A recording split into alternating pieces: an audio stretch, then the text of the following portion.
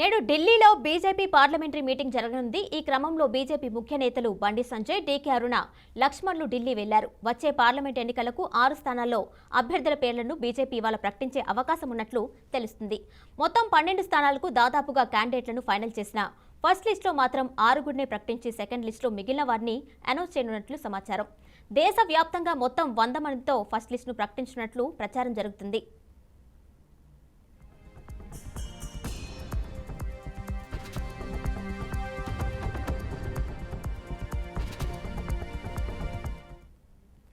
ఈ నేపథ్యంలో తెలంగాణలో పోటీ చేయనున్న అభ్యర్థుల పేర్లను ప్రకటించినట్లు తెలుస్తుంది.